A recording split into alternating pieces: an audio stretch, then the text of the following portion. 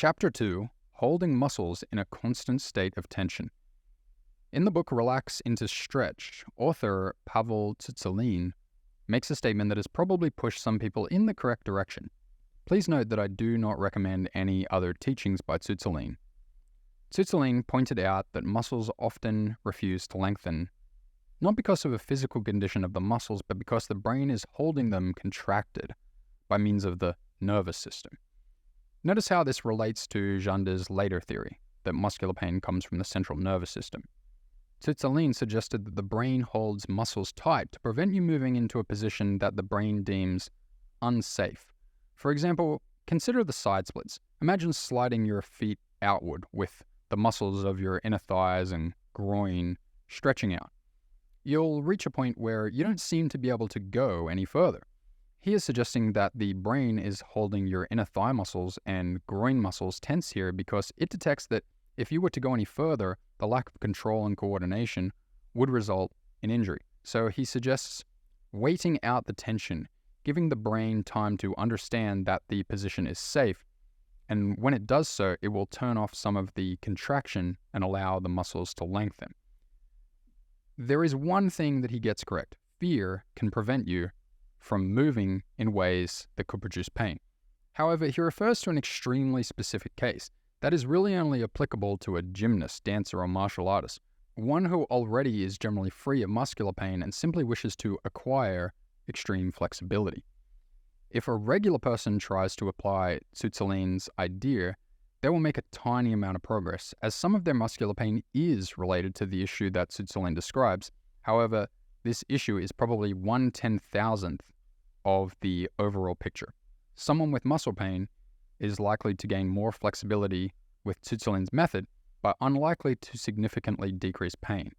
Tsutsouline is correct that the brain can hold muscles contracted to prevent unwanted outcomes. However, he suggests only one unwanted outcome, that outcome being injury in extreme positions. The brain, having a fear of injury in extreme positions, holds the muscles tight to keep the body from moving into those extreme positions. However, the brain can hold the muscles tight for many reasons. In fact, whenever a muscle is chronically tight and painful, it's because the brain is chronically contracting the muscle. But what does that mean, really? What does it mean to say the brain is contracting a muscle? Is the brain some renegade organ with a will of its own outside of our conscious control? Is chronic muscular contraction and chronic muscular pain caused by a part of our brain over which we have no control? To answer this, we should consult the anatomy and neurology of the body. Any muscle in your body is made up of approximately hundreds of thousands of muscle fibers. These muscle fibers are divided up into groups, with each group containing a few hundred muscle fibers. Each of these groups forms what is referred to by neurologists as a motor unit, with its own motor neuron, which is connected to the motor cortex in your brain.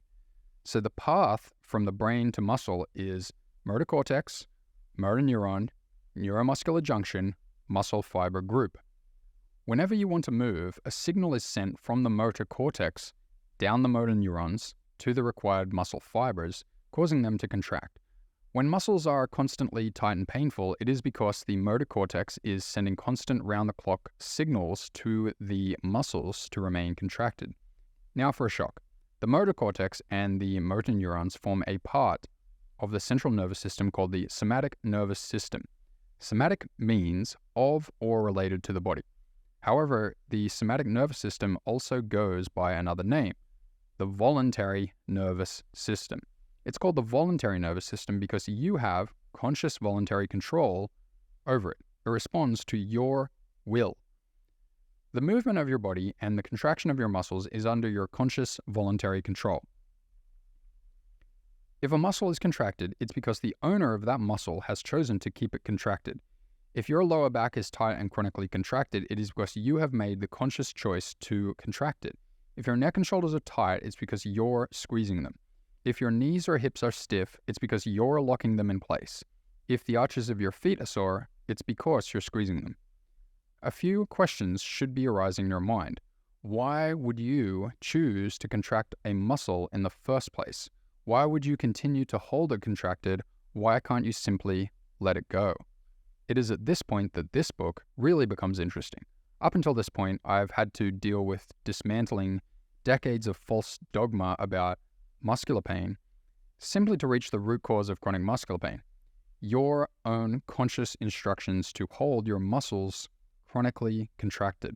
I'll make that statement extremely clear.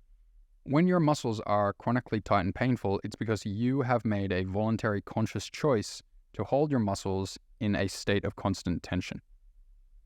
Summary of this chapter. The brain sends impulses through your nervous system to your muscles to make them contract.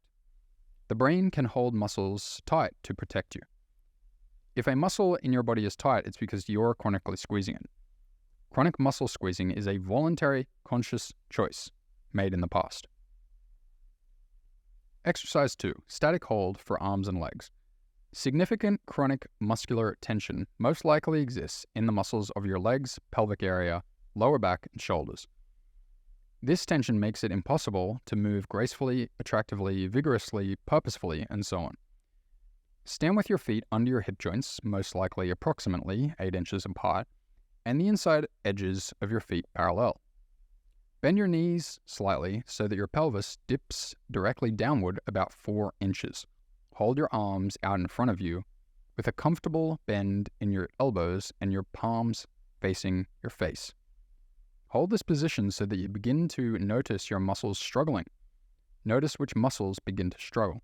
Resist the urge to give up at the first sensation of soreness or fatigue. Ask yourself, am I using my muscles with optimum efficiency? Am I using optimum patterns of muscular contraction to support this movement?